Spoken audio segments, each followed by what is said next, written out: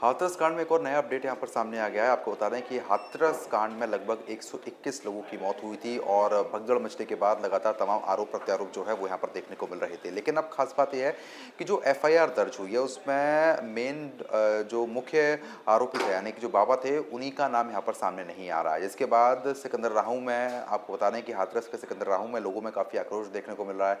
विपक्ष की तरफ से तमाम सवाल जो है वो यहाँ पर खड़े कर दिए गए हैं। प्रशासन पर तमाम आरोप लग रहे हैं कि क्योंकि इतना बड़ा घटनाक्रम जब यहाँ पर हुआ था, ऐसे में सीमित संख्या जो थी वो सत्संग में लोगों को उनकी उपस्थिति की बताई गई थी कि इतने लोग हमारे यहाँ सत्संग में आएंगे, लेकिन उससे कई गुना ज़्यादा भीड़ वहाँ पर पहुंची थी।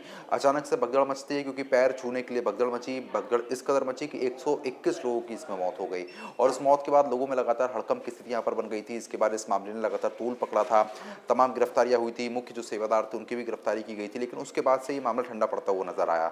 लेकिन अब जो इस हाथरस कांड में यानी कि हाथरस के सिकंदर राहू में जो कांड हुआ था, भगदड़ वाला कांड, उसमें अब जो एफआईआर दर्ज हुई है उसमें मुख्य बाबा का नाम यानी कि जो उनका नाम है वो शामिल नहीं किया गया। अब बड़े सवाल ये उठ रहे हैं क्योंकि मुख्य आरोपी वही हैं, अब ऐसे में उनका नाम शामिल क्यों नहीं किया गया है, ये एक अपने आप में बड़ा सवाल यहाँ पर खड़ा हो रहा है। लेकिन उसके बावजूद भी कई और लोगों के नाम उस एफआईआर में डाले गए हैं, लेकिन मुख्य आरोपी का नाम उस एफआईआर में नहीं डाला गया है। जो भोला बाबा है उनको इस तरीके से पुकारते हैं, उनके जो भक्तगण हैं, भोला बाबा का जो नाम है वो उस एफआईआर में नहीं डाला गया। इसकी वजह से कहीं ना कहीं लोगों में काफ़ी आक्रोश देखने को मिल रहा है। लेकिन जो विपक्ष है वो भी लगातार इस पर सवाल उठा रहा है कि जब मुख्य आरोपी का नाम ही नहीं डालेंगे तो कैसे इस मामले में न्याय मिलता हुआ नजर आएगा।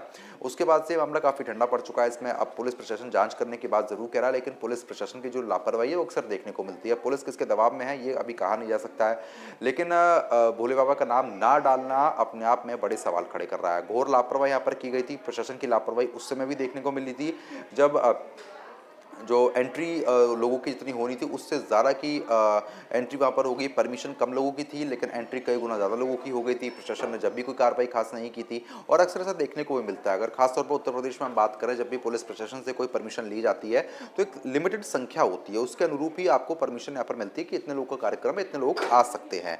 एक एग्जाम्पल के तौर पर आप इस तरीके से समझ सकते हैं कि 1 लाख लोगों की परमिशन ली और उसी कार्यक्रम में लगभग 3 से 4 लाख लोग जब बुला लिए जाते हैं तो परमिशन का कोई फायदा नहीं रह जाता है और ऐसे पर कार्रवाई प्रशासन को करनी चाहिए। लेकिन आमतौर पर प्रशासन इस तरीके की जो कार्रवाई है वो यहाँ पर नहीं करता है, जिसकी वजह से कहने की परेशानी जो है वो यहाँ पर खड़ी होती है और वही सब चीज़ यहाँ पर देखने को मिली थी। इस कांड में भी यही देखने को मिला, परमिशन कम लोगों की थी, बुला ज़्यादा लोग लिए, जिसकी वजह से भगदड़ मची और इतना बड़ा कांड हो गया। अब ऐसे में भोले बाबा का एफआईआर में नाम ना होना तमाम बड़े सवाल जो है वो पुलिस प्रशासन पर खड़े कर रहा है।